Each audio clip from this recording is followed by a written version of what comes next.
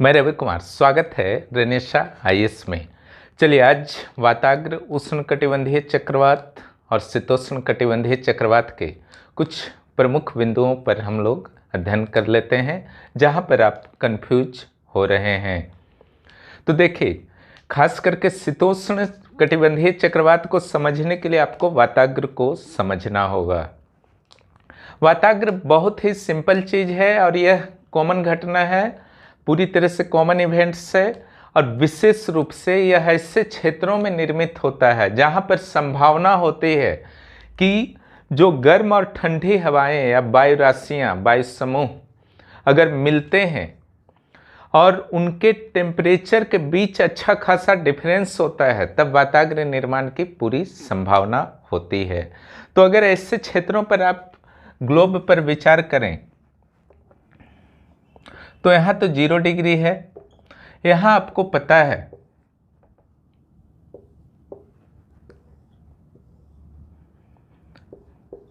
कि इस ढंग से व्यापारिक पवनें मिला करती हैं 0 डिग्री पर। ओके, इस सेक्शन में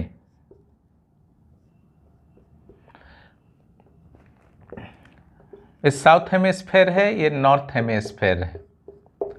यहाँ पर आप देख रहे हैं, क्लियर, एक यहाँ पर आप देख रहे हैं तो यहाँ तो दूर जा रहा है, ठीक है, तो वाताग्र की संभावना बहुत नहीं है, यहाँ पर मिल रहा, क्लियर।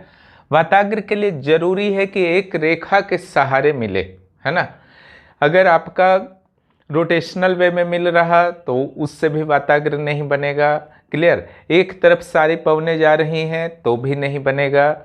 तो कंडीशन जो आपका होता है कि एक रेखा के सहारे मिलना चाहिए। ओके, तो ये कंडीशन जो है आपका इस जगह तो हो नहीं रहा, एक यहाँ पर फुलफिल हो रहा, एक यहाँ और एक यहाँ।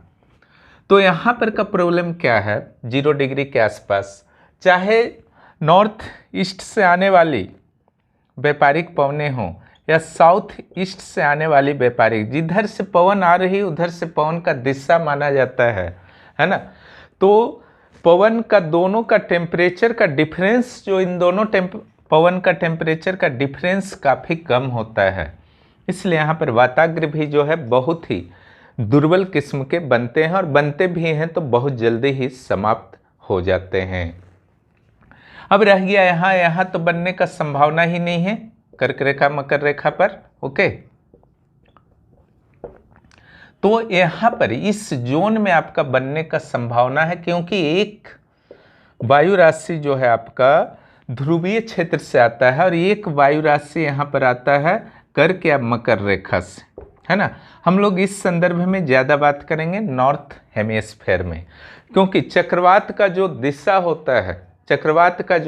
होता है नॉर्थ हेमिस्फेयर में इस तरीके से होता है, ठीक है, एंटी क्लॉकवाइज, और साउथ हेमिस्फेयर में जो होता है चक्रवात का दिशा क्लॉकवाइज। तो जो भी आप यहाँ पर अध्ययन करेंगे साइक्लोन के संदर्भ में, उसको जस्ट उल्टा कर देना है, हर चीज को उल्टा कर दीजिए, वो साउथ हेमिस्फेयर के लिए हो जाएगा।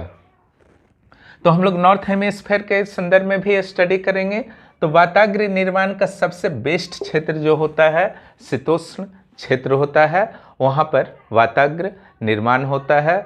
वाताग्र से ही आपका सीधा संबंध होता है टेम्परेट साइक्लोन का, हमेशा दिमाग में रखिएगा, है ना। वाताग्र के संदर्भ में जो आपको समझने के लिए एक ये था, दूसरा जो समझने के लिए आपका है कि वाताग्र जो होता है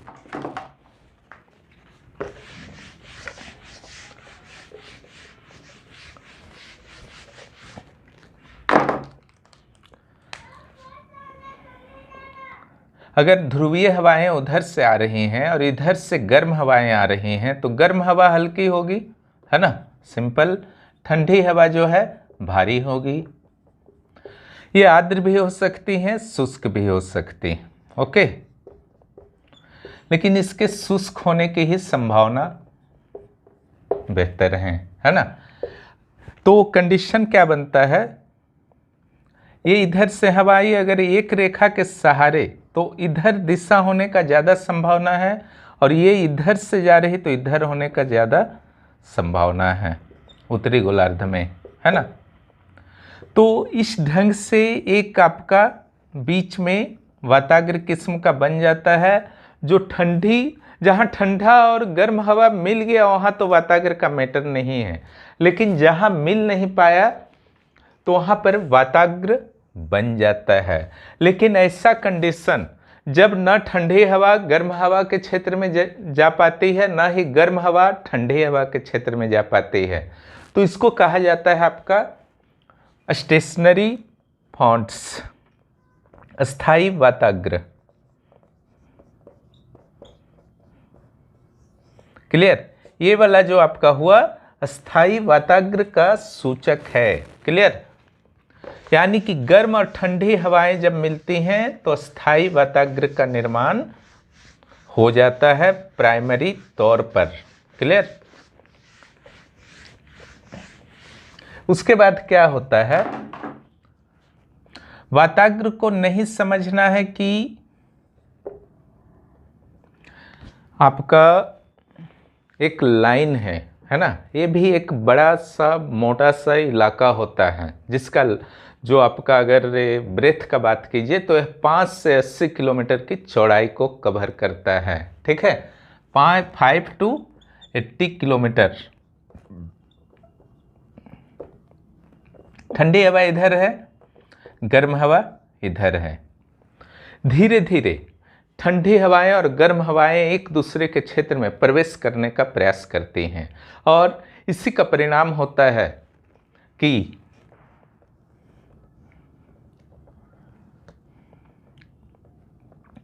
ये जो आपका स्थायी वाताग्र था वो लहरदार वाताग्र में बदलने लगता है। ठीक है,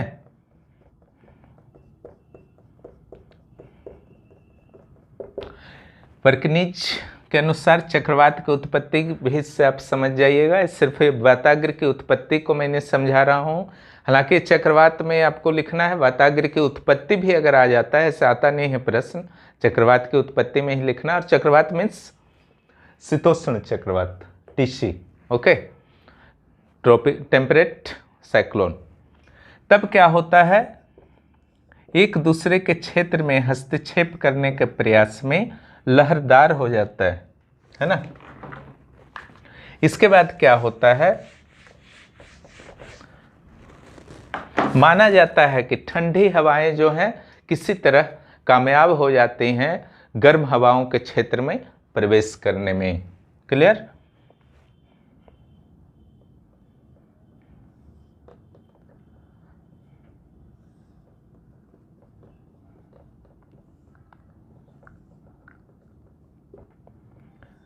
ठंडी हवाएं गर्म हवाओं के क्षेत्र में प्रवेश करने में कामयाब हो जाती हैं,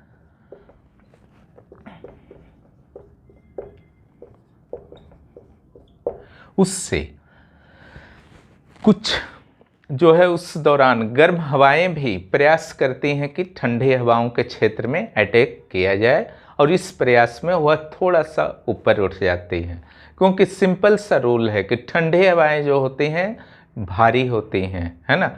तो अगर वो गर्म हवाओं के क्षेत्र में प्रवेश करेंगी तो उसको नीचे से ऊपर उठा देगी, और गर्म हवाएं जब ठंडी हवाओं के क्षेत्र में प्रवेश करने का प्रयास करेंगी तब वो क्या करेगा कि वह नीचे से उसको तो ऊपर नहीं उठा पाएगा, खुद ही तो हल्का है ना, तो वो ठंडी हवाओं के ऊपर चला जाता है। क्लियर?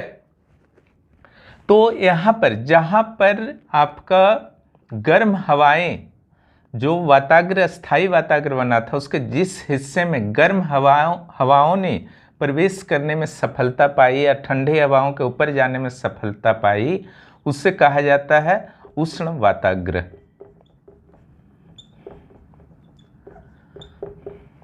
और जहां पर ये अटैकिंग एटीट्यूड में रहा, ओके,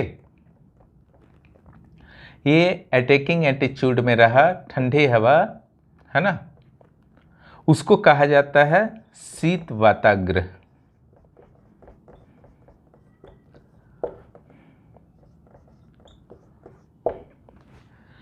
तब यहां पर क्या आपका कंडीशन आता है उसको ध्यान से देखें।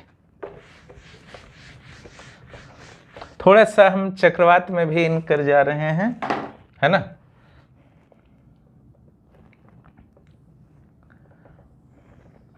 वाताग्र के निर्माण के बाद शीतोष्ण चक्रवात, देखिए मेन यही समझना है, और कुछ विशेष लंबाई चौड़ाई गति ये सब नॉर्मल है ना, तुलना भी नॉर्मल है, मेन यही चीज को समझना है वाताग्र वाला सेक्शन।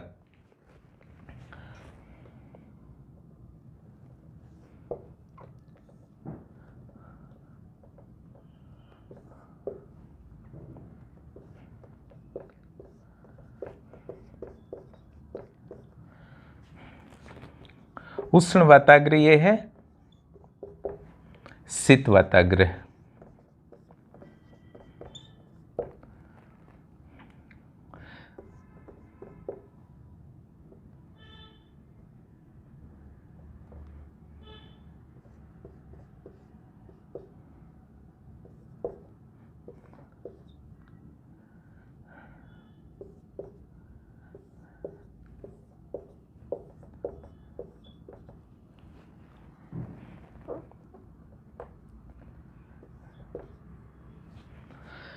देखिए यहाँ पर जो आपका बन रहा ये आपका शीत वाताग्र है, क्लियर।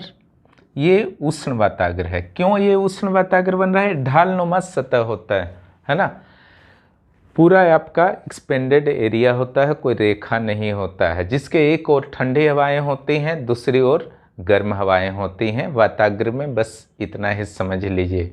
नाम इसलिए दिया गया है क्योंकि एक में शीत हवाएं, ठंडी हवाएं आक्रामक हैं, गर्म हवा को उठा रहा है, दूसरा में आपका उष्ण हवाएं जो हैं आक्रामक हैं, वह ठंडी हवाओं के ऊपर चला जा रहा है।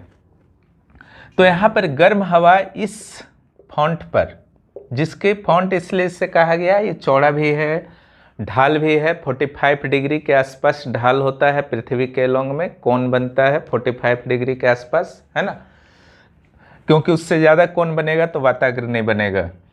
तो गर्म हवाएं यहाँ आक्रामक हैं, तो ये हो गया उष्ण वाताग्र। यहाँ पर ठंडी हवाएं आक्रामक हैं इस फॉन्ट पर, और ये रक्षात्मक हैं गर्म हवाएं इसके लॉन्ग में। यहाँ पर ठंडी हवाएं जो हैं रक्षात्मक हैं, है ना। तो ये जो आपका हो गया उष्ण वाताग्र, ये हो गया शीत वाताग्र। अब जब आप देख रहे हैं यहाँ पर,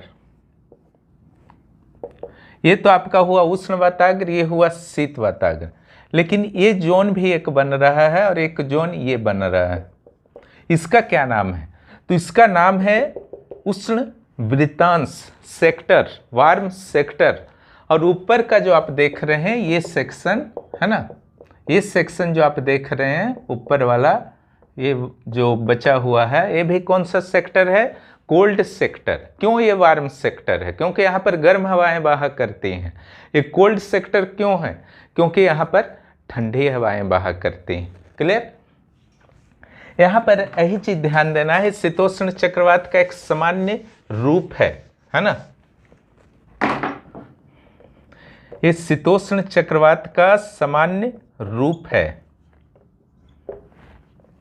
यहां पर देखिए, इसका जो दिशा होगा साउथ होगा, यानी कि साउथ से जा रहा है, या फिर साउथ वेस्ट होगा।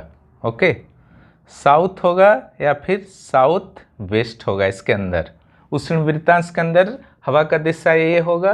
क्लियर?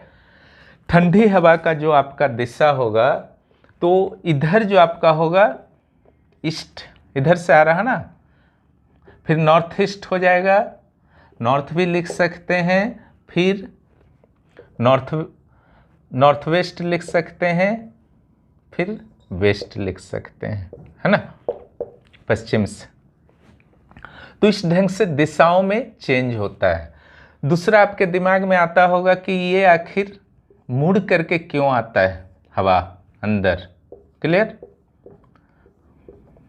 इसका सिंपल सा कारण है कि पृथ्वी का घूर्णन गति, है ना, पृथ्वी भी चूंकि घूम रही है स्पीडली, काफ़ी स्पीड घूम रही है, इसलिए कोई भी चक्रवात के अंदर सीधा सीधा हवाएं नहीं जा सकते हैं। इसलिए कुछ खास कोण बना करके ही चक्रवात के अंदर हवाएं जाते हैं। क्लियर? तो यहाँ पर जो चक्रवात का अंग हुआ आपका उष्ण वाताग्र, शीत वाताग्र, उष्ण वृत्तांश, शीत वृत्तांश, उष्ण वृत्तांश, शीत वृत्तांश, है ना। उष्ण वृत्तांश के अंदर जो है हवाओं का दिशा आप जाने, शीत वृत्तांश के अंदर हवाओं का दिशा जाने, क्यों मुड़ करके प्रवेश करते हैं वो आप जाने। क्लियर? इसके अलावा एक चीज और जान लीजिए कि जो शीत वृत्तांश होते हैं, है ना, वहाँ पर हवा तो सारा ठंडे है, इसमें दो मत नहीं है, लेकिन आपको लिखना जो है कि यहाँ पर सबसे अधिक ठंडी हवा होती है ना। जो शीत वृत्तांश के करीब हवाएं हैं सबसे अधिक ठंडी होती है, जो उष्ण वृत्तांश के करीब हवाएं हैं ठंडी तो होती है इसके अपेक्षा, लेकिन सबसे कम ठंडी होती है पूरे शीत वृत्तांश में, पूरे कोल्ड सेक्टर में। क्लियर? अब हम लोग आते हैं वाताग्र से मौसम, उसको यहां पर देखिए, उष्ण वायु आक्रामक है, ये ठंडी वायु है, इसके ऊपर ये जो है चढ़ जा रही, तो उष्ण वाताग्र कहा जाएगा ये वाला को। क्लियर? और अगर उष्ण वायु को, ये शीत वायु है, ठंडी वायु है, और उष्ण वायु को ये उठा दे रहा है, क्लियर, नीचे से उठा दे रहा है, तो इससे जो वाताग्र बनेगा वह शीत वाताग्र होगा। आक्रामक कौन है इसमें? शीत है। क्लियर? और इसका जो ढाल अधिक होता है, इसका ढाल कम होता है। कभी कभी ऐसा होता है कि शीत वायु इसका क्षेत्र में भी प्रवेश कर जाता है, उष्ण वायु का क्षेत्र में भी प्रवेश कर जाता है, और पूरा जो है उष्ण वायु का संपर्क ही धरती से तोड़ देता है। समझ गए ना? पूरा तोड़ देता है। तो इससे जो आपका एक वाताग्र बनता है, ठीक है, इसको अधिविष्ट वाताग्र कहा जाता है। यहां पर उष्ण वायु है,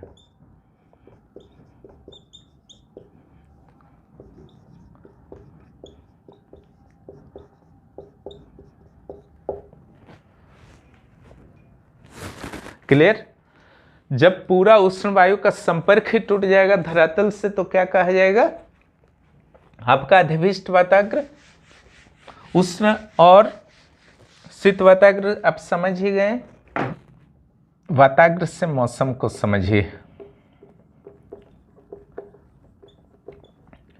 और यही चीज आपको लिखना है शीतोष्ण, ये वाला जो शीतोष्ण चक्रवात है से मौसम। टीसी स्टार जो है उष्णकटिबंधीय चक्रवात है। उससे पहले ये समझ लीजिए पृथ्वी के बेल्ट को, इसको हमेशा याद रखिए। इस तरीके से आपका दिशा होता है पवन का, जो प्रचलित पवन होते हैं, जो सालों भर चला करते हैं, माना जाता है।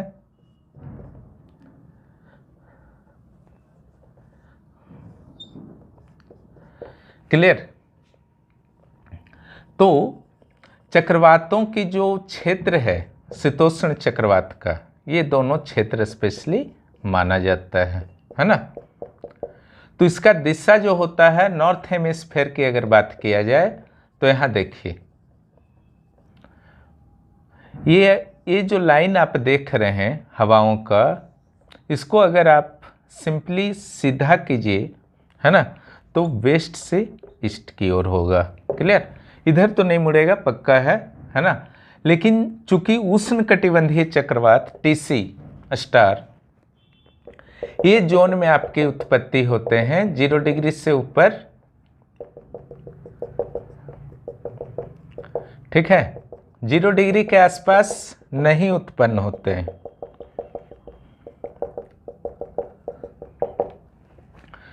ये जोन में आपका चूंकि उत्पन्न होते हैं, इसलिए इनका देखिए पवनों का जो व्यापारिक पवन का डायरेक्शन है इधर है, इसलिए सिंपल है कि आपका ईस्ट से वेस्ट चला करते हैं। इट मीन्स उष्णकटिबंधीय चक्रवात ईस्ट से वेस्ट की ओर चलते हैं और जो शीतोष्ण कटिबंधीय चक्रवात है वो वेस्ट से ईस्ट की ओर जाते हैं।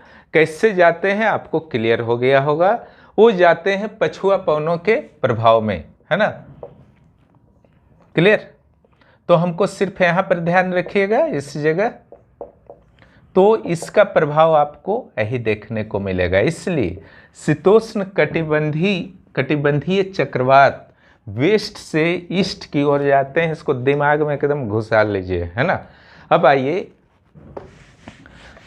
क्यों इसको समझना जरूरी है।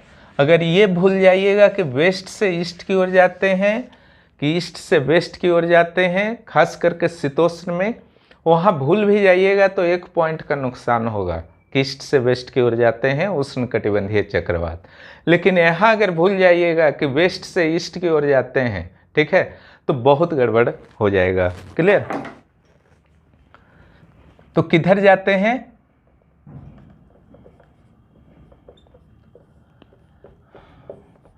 शीतोष्ण कटिबंधीय चक्रवात की दिशा ये होती है जनरली। ऐसा नहीं कि एकदम स्ट्रेट जाता है, कहीं कहीं मुड़ता भी होगा, है ना। तब यहाँ पर मौसम से कैसे जुड़ा हुआ है अब उसको समझिए। ये चक्रवात का सामान्य डायग्राम है ना। ये उष्ण वाताग्र होता है शीतोष्ण चक्रवात में, ये शीत वाताग्र होता है। यहाँ की हवाएं साउथ ईस्ट होती हैं। यहाँ की सीधा तो डालना ही नहीं है, है ना, क्योंकि कोरियोलिस फोर्स एक होता है जिसके कारण मुड़ जाती हैं हवाएं पृथ्वी पर कहीं भी।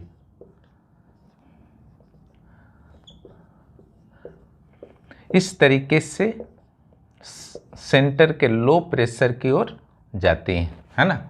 यहाँ लो प्रेशर इसलिए बना रहता है क्योंकि जैसे ही यहाँ हवाएं पहुँचती हैं, गर्म हवाएं होती हैं, ऊपर उठ जाती हैं, तो वहाँ पर फिर खाली हो जाता है, फिर हवाएं उधर उसको फुलफिल करने के लिए उधर झपटते हैं, क्लियर। इसलिए हमेशा इससे लंबे समय तक लो प्रेशर बना रहता है। जहाँ सेंटर में लो प्रेशर समाप्त हुआ, चक्रवात भी समाप्त हो जाएगा। इसका direction south east, south west, east, north east, north west.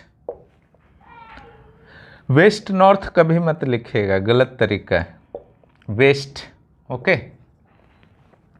अब यहाँ पर क्या हो रहा, आप यहाँ पर खड़े हैं, क्लियर, चक्रवात इधर से पहुँच रहा, तो दो चीज़ ध्यान रखिएगा चक्रवात के गति में, है ना, चाहे शीतोष्ण हो या उष्ण कटिबंधीय हो, दोनों के लिए यह लागू है कि चक्रवात ये तो इधर जा रहा है वेस्ट टू ईस्ट, और ये जो है टीसी स्टार ट्रॉपिकल वाला वो इधर से इधर जाता है ना। लेकिन ऐसा नहीं है कि रेगुलर जाते रहता है ना, कि रेगुलर जो आपका स्टार्ट हुआ जा ही रहा कभी समाप्त हो गया, ऐसा नहीं। कहीं कहीं क्या होता है, इन लोग रुक भी जाता है और लंबा बारिश करता है, दोनों के लिए, बस दिशा अलग है ना। ये वेस्ट टू ईस्ट जा रहा, वो ईस्ट टू वेस्ट जा रहा।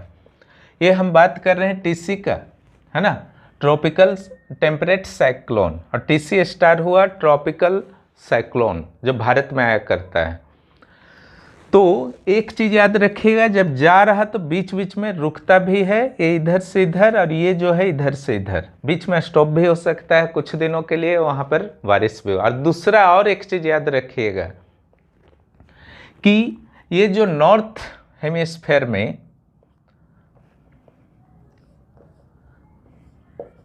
इस रूप में जो है, क्लियर, इससे एंटी क्लॉकवाइज,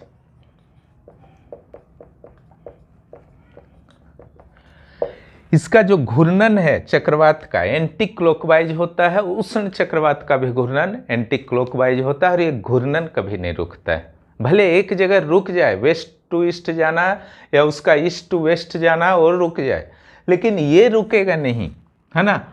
ये रुक गया तो फिर चक्रवात ही खत्म हो जाएगा। हवा जब जब वहाँ पर इन कर रही है, बीच में जो लो प्रेशर है, हवाएं जो हमेशा हाई प्रेशर से लो प्रेशर की ओर चला करती हैं, और जब तक हवा का प्रवेश अंदर होता रहेगा वो घूर्णन जो है आपका होता रहेगा। ठीक है, किधर होगा? एंटी क्लॉकवाइज इन नॉर्थ हेमिस्फेयर, साउथ हेमिस्फेयर में क्लॉकवाइज। साउथ हेमिस्फेयर का हम लोग अध्ययन नहीं कर रहे हैं,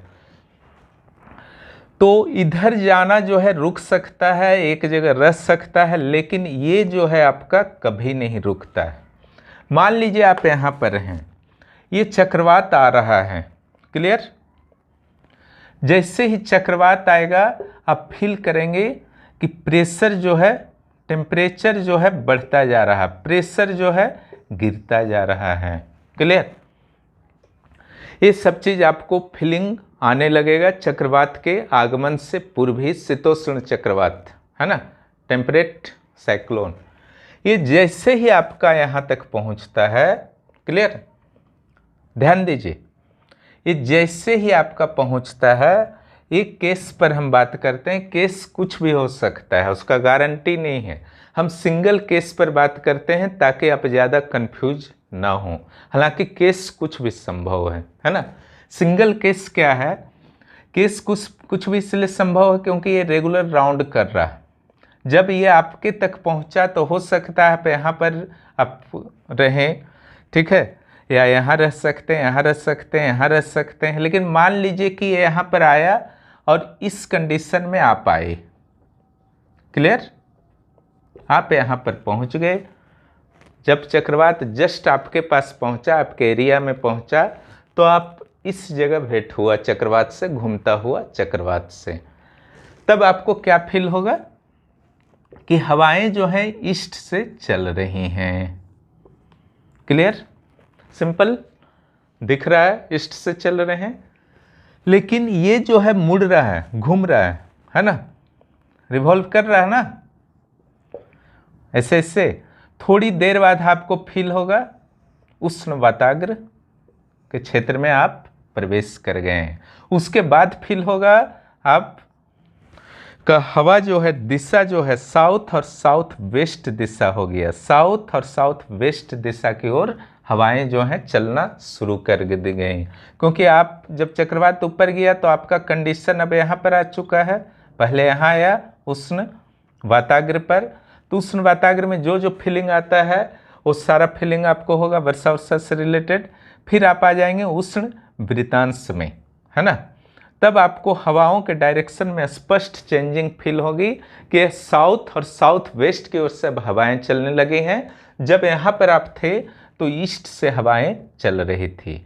थोड़ी देर बाद आप शीत वाताग्र पर भी पहुँचेंगे, ठीक है, चूँकि घूम रहा और आपके ऊपर आकर के रुक गया है चक्रवात, तब आपको शीत वाताग्र जो है, आपको शीत वाताग्र की जो जो विशेषताएं हैं वो फीलिंग होनी आपको शुरू हो जाएंगी।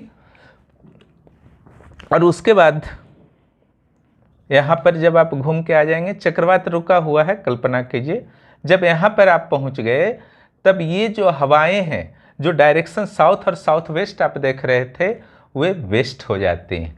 उसके बाद भी अगर चक्रवात रुका रह गया तो हवाओं का डायरेक्शन आपको खुद फील होगा, ठीक है, और चक्रवात अगर पार हो गया तो फिर मौसम साफ होने लगेगा, टेम्परेचर जो है घटने लगेगा, नॉर्मल होने लगेगा, दाब जो है आपका थोड़ा सा बढ़ जाएगा, जो न्यून दाब हो गया था, लो प्रेशर हो गया था, वो थोड़ा सा बढ़ जाएगा, ठीक है।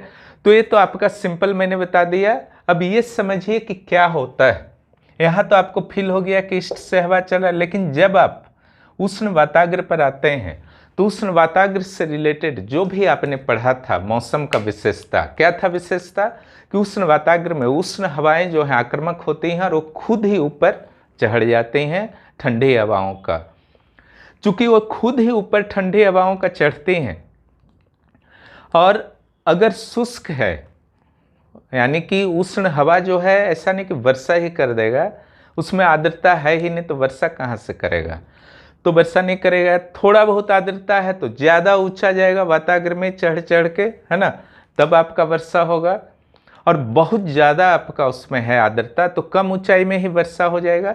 लेकिन बादल भी आपका अगला चैप्टर है, वो आ रहा है तो बादल कई प्रकार के होते हैं, तो वहाँ पर आपको खुद ब खुद फीलिंग होगा कि पहले साइरोस्ट्रेटस, साइरस इत्यादि बादल का 8-9 प्रकार होता है, उसमें साइरोस्ट्रेटस, साइरस क्लाउड जो है आपको दिखने लगेगा आकाश में। वो कैसे पता चलता है? जब दिन या रात में आप देखिएगा चंद्रमा या सूरज के चारों ओर हॉलो बनने लगता है, प्रभा मंडल जिसको बोला जाता है। देवी देवता के चारों ओर भी हल्का सा लाइट देखते हैं, सूर्य के चारों ओर भी आप ध्यान से देखिएगा हल्का सा लाइट देखता है, उसे का हेलो बोला जाता है ना। प्रभा मंडल बनने लगता है, वो सूचक होता है पच्छाव और पच्छाव स्तरीय बादल का, है ना। इसके अलावा उष्णकटिबंधीय में अल्टोस्ट्रेटस, निम्बोस्ट्रेटस,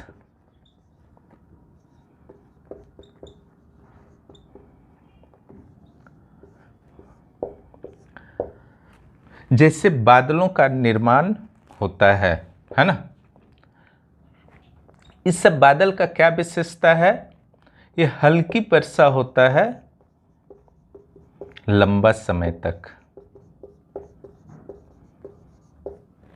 क्लियर? इसके बाद यहाँ पहुँचते हैं तो वर्षा तो जो होना है हो गया आपका। जब उष्ण वृत्तांश में पहुँचते हैं तो हवाओं का डायरेक्शन जो बताया मैंने वो हो जाता है साउथ साउथ वेस्ट की ओर, और प्लस जो उमस बढ़ा हुआ रहता है, ह्यूमिडिटी एक्सेस रहता है जब इस सेक्शन में आप रहेंगे, और उसके अलावा कभी कभार हल्की फुल्की फुहारें हो जाया करती हैं, लेकिन वर्षा जनरली होता नहीं है। लेकिन उमस बहुत, ह्यूमिडिटी लगभग 98-97% होता है रिलेटिव ह्यूमिडिटी। रिलेटिव ह्यूमिडिटी जब भी 100% होता है वर्षा, इट मीन्स संघनन पूरा हो चुका है, वर्षा होगा। लेकिन थोड़ी देर बाद जब आप यहाँ पर आप पहुँचते हैं शीत वाताग्र में, शीत वाताग्र में मैंने बताया है शीत वायु जो है आक्रामक होती है और वो गर्म हवाओं को ऊपर उठा देती है ना।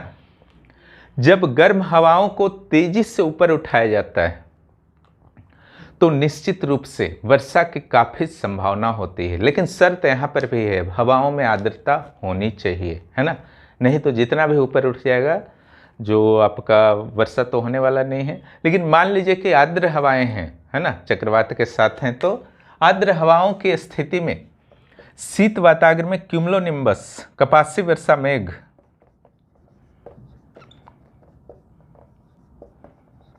क्यूमुलोनिम्बस जो सबसे ज़्यादा आर्द्रता को रखने वाला मेघ का भाग होता है, ऊपर से नीचे तक आप अक्सर देखे होंगे बचपन से आज तक, जब आकाश में एक्सेस कालापन आपका दिखता है उस क्यूमुलोनिम्बस मेघ होता है ना। तो जब कपासी वर्षा मेघ आपका बनता है तो उससे जो है भरपूर वर्षा होता है, कम समय में ज़्यादा से ज़्यादा वर्षा, इसका ढाल अधिक होता है। और ये जो ठंडी हवाएं हैं गर्म हवाओं को अत्यधिक स्पीड के साथ ऊपर उठाती हैं, बहुत जल्द ठंडी हो जाती हैं। क्यूमुलोनिम्बस का खासियत है बादलों की गड़गड़ाहट हुआ, बिजली की कड़क हुआ, जब आप उस टाइप का जब भी आप फील करते हैं कि एक्सेस वर्षा हो रहा है तो वो क्यूमुलोनिम्बस से ही होता है।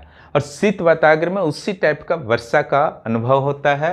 कुछ समय के बाद जब चक्रवात यहाँ प्रवेश करता है तो वेस्ट की ओर से ठंडी ठंडी हवाएं, जो यहाँ गर्म हवा फील कर रहे थे आप, यहाँ पर ठंडी ठंडी हवाएं फील होने लगती हैं। तो दोनों वाताग्र से मौसम भी मैंने समझा दिया, दोनों वृत्तांश में क्या क्या चेंजिंग आता है स्पेशली हवा के डायरेक्शन में, उसको भी हम समझा दिए। तो आशा है आप समझ गए होंगे शीतोष्ण चक्रवात को। अब उष्ण चक्रवात को थोड़ा सा समझ लेते हैं, उसमें विशेष कुछ नहीं है, वो सिंपल टॉपिक ही है, मेन ही था, है ना। शीतोष्ण चक्रवात को और वाताग्र को समझना, फिर भी कुछ कन्फ्यूजन हो, ठीक है, तो आप ज़रूर बताएंगे। और ये हो गया है, ये हो गया है, उत्पत्ति शुरू में ही मैंने बता दिया, है ना। स्थायी वाताग्र बनता है, फिर लहरदार होता है, ठीक है, फिर मुड़ जाता है, और फिर चारों जो सेक्शन है शीतोष्ण चक्रवात का, एक आपका शीत वाताग्र, उष्ण वाताग्र, शीत वृत्तांश, उष्ण वृत्तांश, चारों क्लियरली विकसित हो जाता है। धीरे धीरे क्या होता है, ये शीत वाताग्र इधर बढ़ता जाता है ना, समय के साथ इसका जो है शीत वाताग्र इधर आता गया, और ये जो उष्ण वृत्तांश है ये छोटा होता जाता है। अंततः यहाँ पर दोनों वाताग्र मिलने लगता है, जिसको अधिविष्ट वाताग्र का यहाँ पर निर्माण होता है। और धीरे धीरे धीरे पूरा जब उष्ण वृत्तांत समाप्त हो जाता है तो चक्रवात समाप्त हो जाता है। चक्रवात की समाप्ति के बाद छोटे मोटे उप चक्रवात आया करते हैं, क्योंकि कहीं कहीं लो प्रेशर बचा हुआ रहता है, तो छोटा मोटा उप चक्रवात कभी कभी आ जाता है ना। और इसमें दाब प्रवणता, प्रेशर ग्रेडियंट कुछ नहीं है, जो सेंटर में है ना, और ये परिधि है चारों ओर, क्लियर। यहाँ पर कितना प्रेशर है और यहाँ पर कितना प्रेशर है सेंटर में और परिधि में। मान लीजिए सेंटर में 950 से परिधि में 960 है, तो 10 MB का डिफरेंस, यही डिफरेंस को कहा जाता है दाब प्रवणता। ये डिफरेंस जितना ज़्यादा होगा, सेंटर का कम होता है थोड़ा और परिधि का जो है थोड़ा ज़्यादा होता है, ये दोनों का डिफरेंस जितना अधिक होगा है ना, उतना स्पीड से जो है हवाएं सेंटर की ओर प्रवेश करेगी। कोरियोलिस बल के कारण मुड़ के प्रवेश करेगी कोण बनाते हुए, है ना। अब चलिए उष्णकटिबंधीय चक्रवात के बारे में जान लेते हैं।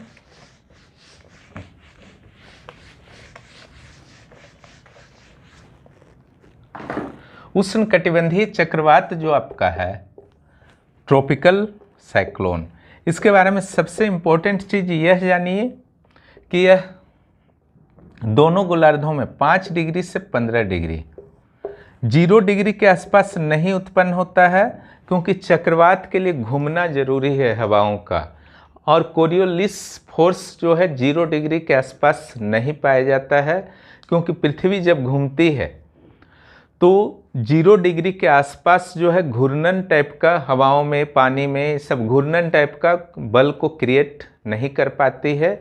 वो आपका ठीक बीच में रहने के कारण वो स्ट्रेट ही आपका रहता है, इसलिए कोई संभावना नहीं है कि 0 डिग्री के आसपास 5-5 डिग्री दोनों ओर, है ना, कि कोई चक्रवात उत्पन्न हो। तो दोनों गोलार्धों में 5 से 15 डिग्री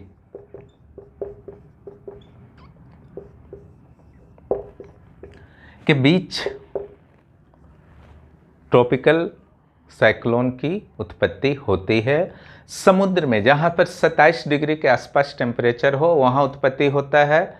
उत्पत्ति होने के बाद समान रूप से समुद्र में ही रहता है, कभी कभी स्थलीय क्षेत्रों की ओर आता है चक्रवात, और स्थलीय क्षेत्रों की ओर आने के बाद यह तटीय क्षेत्रों को ही प्रभावित करता है। बहुत अंदर 100 किलोमीटर 150 किलोमीटर से ज़्यादा क्षेत्र को प्रभावित नहीं करता है, क्योंकि जैसे स्थलीय क्षेत्रों में प्रवेश करता है तो उसकी आर्द्रता क्षमता धीरे धीरे एक्सेस वर्षा के कारण ह्रास होने लगती है और उसका अस्तित्व जो है समाप्त हो जाता है। तो महाद्वीपीय क्षेत्रों में बहुत अंदर तक यह प्रभावित नहीं करता है, वहीं शीतोष्ण चक्रवात जो है महाद्वीपीय क्षेत्रों में भी प्रभावित करता है। क्लियर, इसको ध्यान रखिएगा।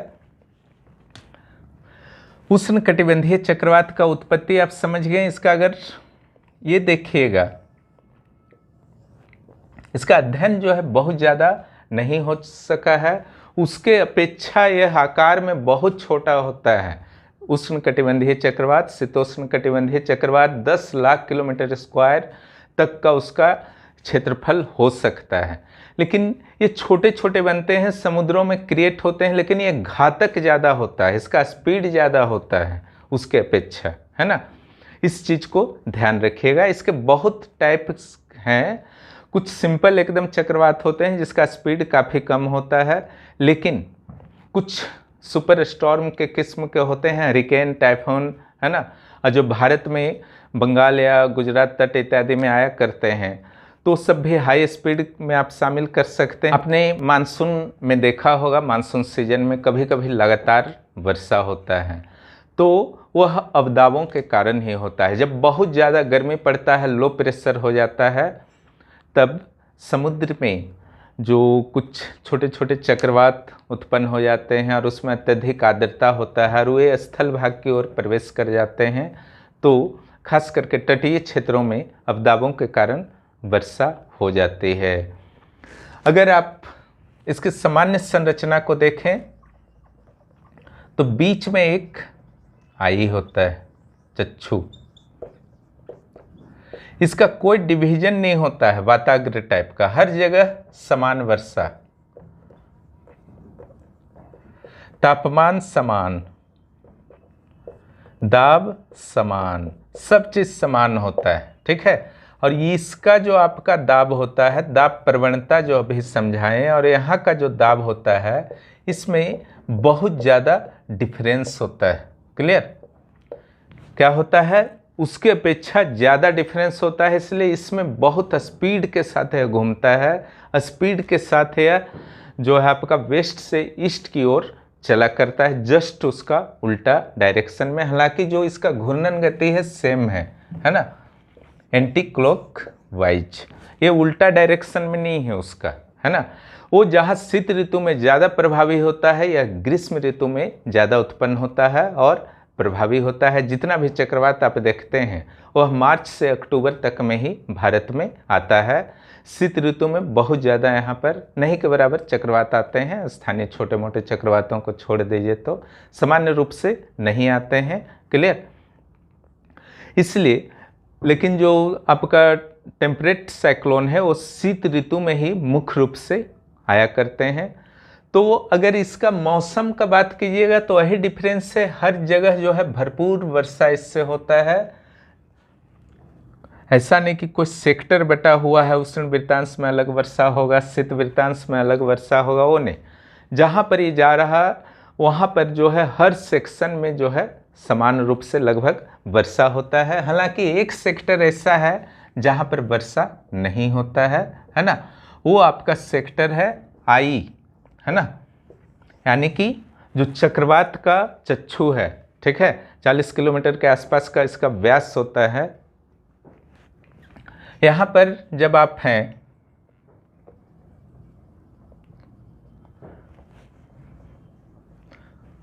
और चक्रवात जो है वेस्ट से ईस्ट से वेस्ट की ओर जा रहा है, क्लियर,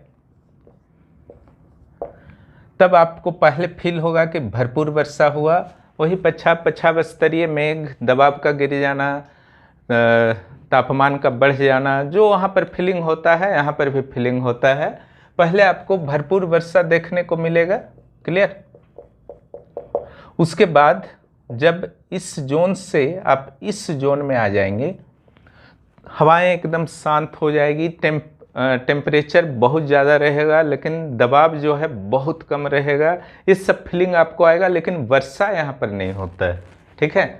लेकिन ये मत सोचिएगा कि चक्रवात चला गया है, क्योंकि थोड़ी देर के बाद फिर भरपूर वर्षा शुरू होगा। जब तक आप इस घंटों तक वर्षा होती है, जब तक आप इस इलाका में रहेंगे। अगर रुका हुआ है चक्रवात तो लंबे समय तक जो है आपका वर्षा होता रहेगा। यह काफ़ी विनाशकारी माना जाता है।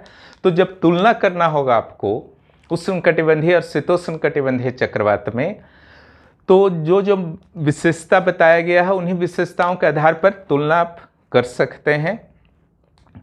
तो ये तुलना का आधार होगा इसका आकार का, गति का, कब ज़्यादा सक्रिय रहता है किस ऋतु में, इसकी उत्पत्ति का, इसका दिशा किधर से किधर चलता है, इसके वितरण के आधार पर आप तुलना कर सकते हैं, इसके मौसम के आधार पर आप तुलना कर सकते हैं, इसके अलावा इसके स्ट्रक्चर के आधार पर आप तुलना कर सकते हैं कि इसमें तापमान वर्षा का कोई भी सेक्टर नहीं होता है, उसमें सेक्टर होता है ना। इसके एरिया कहाँ पर उत्पत्ति होता है उसके आधार पर कर सकते हैं कि 5 से 15 डिग्री में होता है, वो 40 डिग्री के आसपास में होता है, ठीक है। तो बहुत सारे ऐसे आपके पॉइंट्स से जिसे मैंने लिख दिया है उसके आधार पर आप तुलना कर सकते हैं। और अगर अलग अलग पूछा जाता है शीतोष्ण और उष्णकटिबंधीय चक्रवात, तो एक वर्ल्ड मैप दोनों के लिए अलग अलग जरूर बना दीजिएगा। तुलना भी पूछा जाता है तो वर्ल्ड मैप पर आपका कमांड है तो जरूर बना दीजिए। शीतोष्ण चक्रवात के वर्ल्ड मैप में आपको क्या दिखाना है, तो सिंपल जो दिखाना है कि किस तरीके से आपका नॉर्थ अमेरिका में उत्पन्न होकर के, किस तरीके से नॉर्थ अमेरिका के ईस्ट पार्ट में उत्पन्न होकर यूरोप तक प्रवेश कर जाता है ना।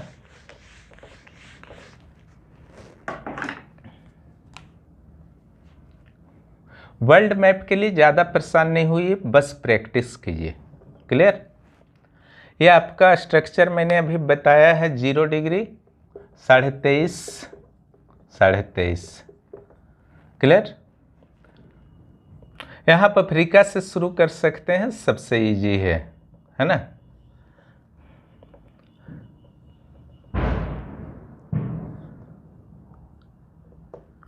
यहाँ पर अरब प्रायद्वीप बना दीजिए, यहाँ इंडिया बना दीजिए, यहाँ पर मलाया बना दीजिए, है ना। यहाँ ऑस्ट्रेलिया बना सकते हैं, यहाँ न्यूजीलैंड बना दीजिए, यहाँ मेडागास्कर बना दीजिए, श्रीलंका बना दीजिए, और अमेरिका के लिए आप यहाँ से शुरू कर लीजिए, कैलिफोर्निया की खाड़ी बना करके यहाँ पर ही थोड़ा सा दक्षिण अमेरिका का स्टार्टिंग ऊपर ही कर दीजिए, 0 डिग्री से ऊपर ही, है ना। और फिर सीधा कर देना है, ज़्यादा टेंशन नहीं लेना है। हडसन की खाड़ी,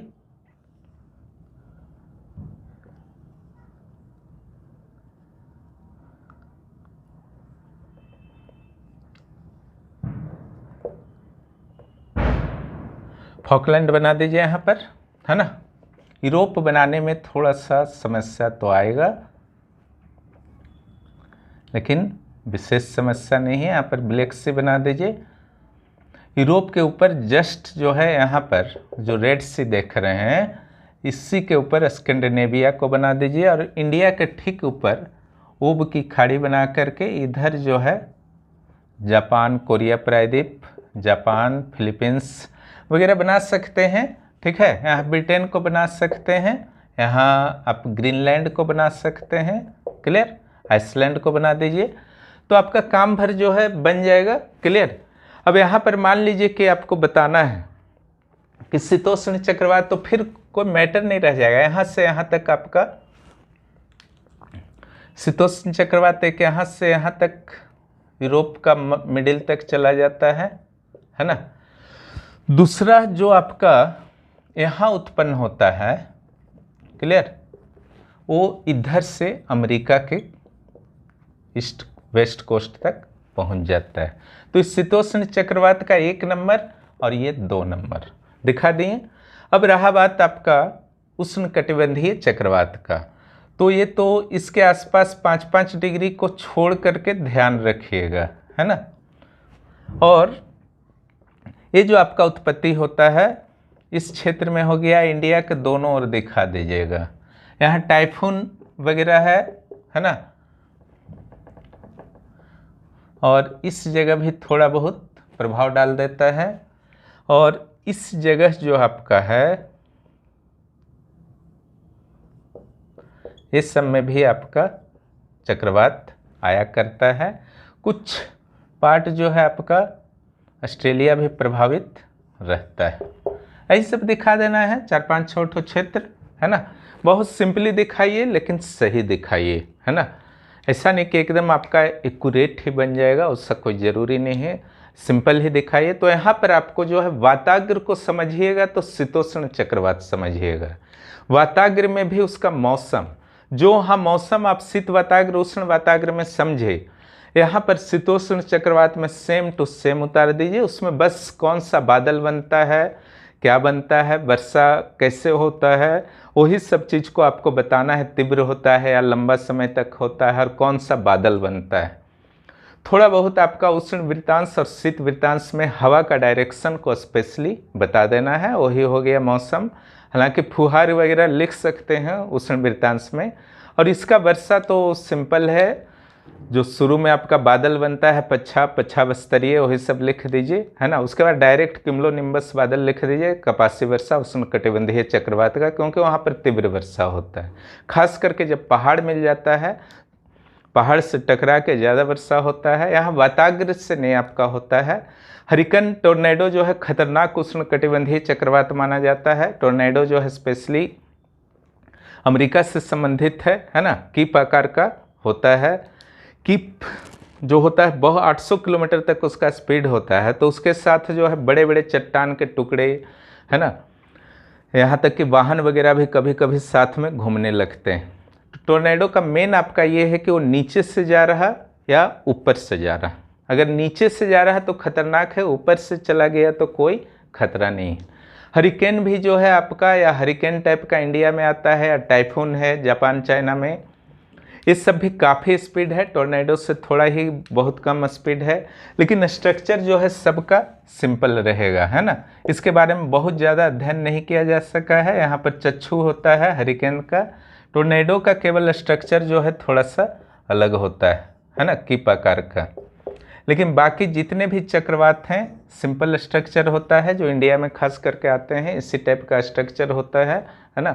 बीच में एक शांत क्षेत्र होता है, बाकी चारों ओर दाब न्यून होता है, वर्षा बहुत अधिक होता है, आर्द्रता चूँकि रहता ही है, समुद्र में उत्पत्ति होता है तो, और तापमान जो है बढ़ा देता है उस क्षेत्र का, एक्सेस वर्षा होता है, और तटीय क्षेत्र में आने के बाद यह समाप्त हो जाता है।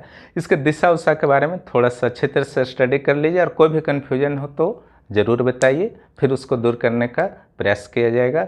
आशा है आप चक्रवात, वाताग्र और चक्रवात के दोनों रूपों को समझ गए होंगे। इसके तुलना को अच्छी तरह से कीजिए। जो भी इस चैनल पर नए हैं चैनल को सब्सक्राइब करें, और कोई भी पर्सनल गाइडेंस चाहते हैं तो टेलीग्राम ग्रुप को आप ज्वाइन कर सकते हैं, ठीक है। तो वहाँ पर पर्सनल गाइडेंस, टेस्ट इत्यादि चल रहे हैं, उसका भी लाभ उठाएं।